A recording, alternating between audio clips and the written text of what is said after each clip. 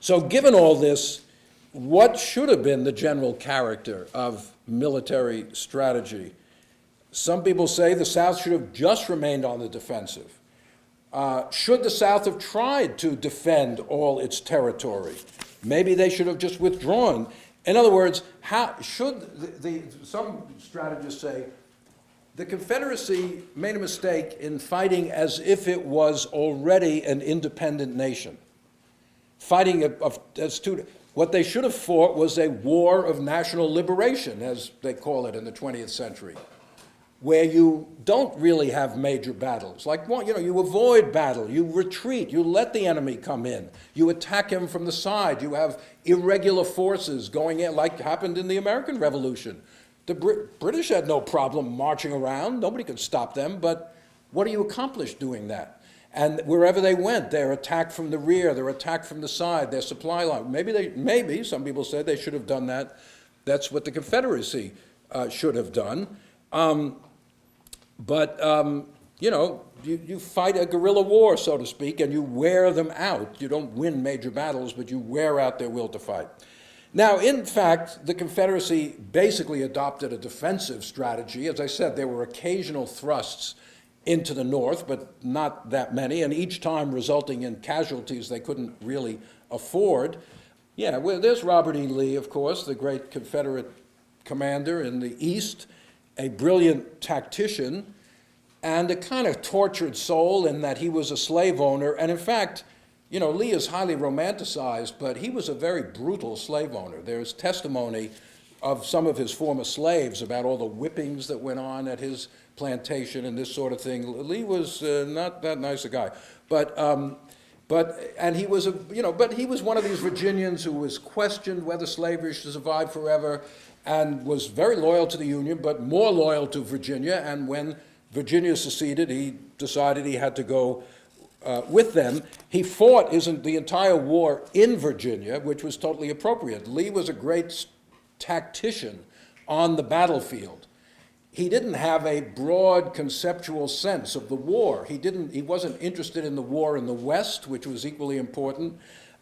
He never sort of recommended to President Jefferson Davis a kind of coordinated war effort where the different Confederate armies. He was interested in his army in Virginia. He did very well there, but the Confederacy lacked the kind of coordination that the Union will eventually come up with.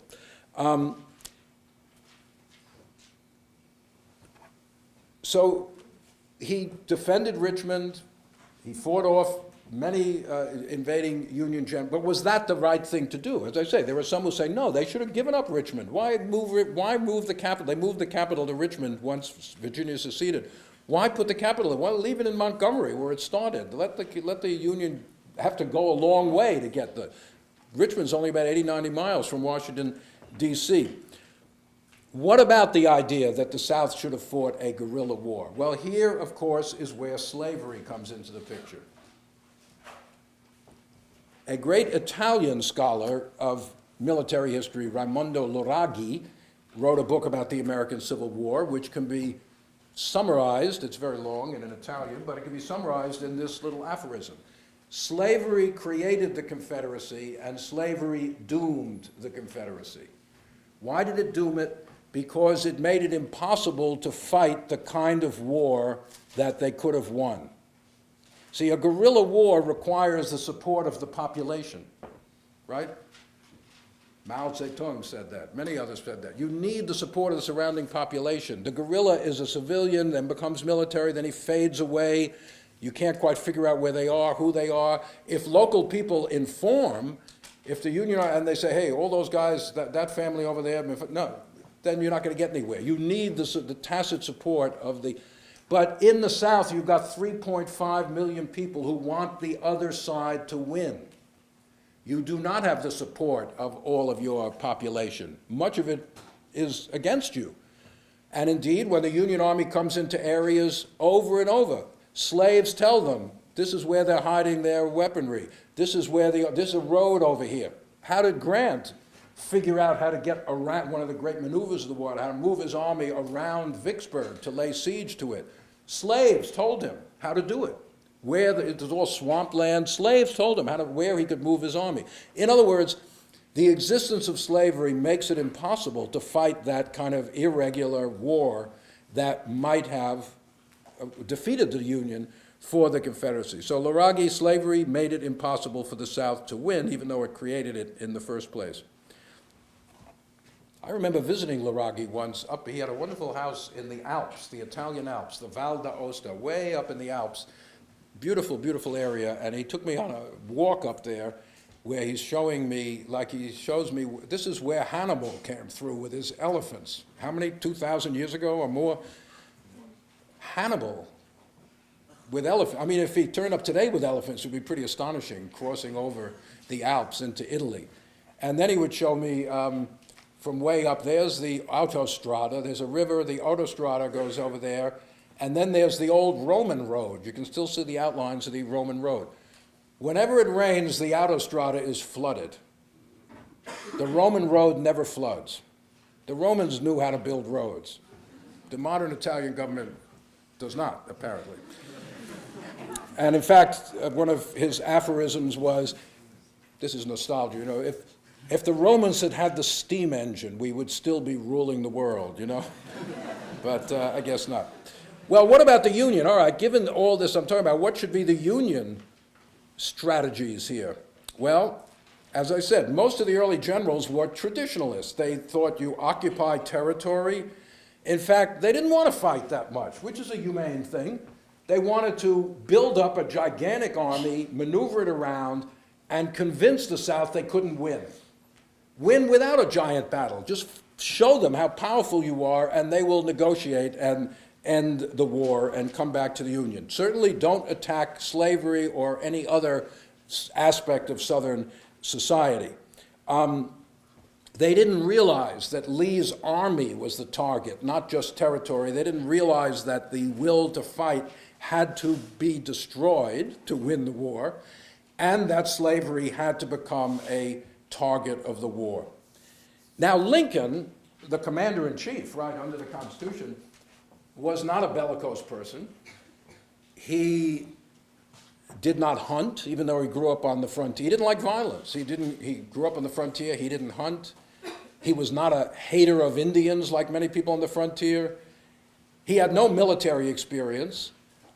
He was the captain of a militia unit somewhere in the early 1830s in Illinois during what they called the Black Hawk War. It wasn't really much of a war, but he never saw any action. He said, I fought mosquitoes, but that was about it.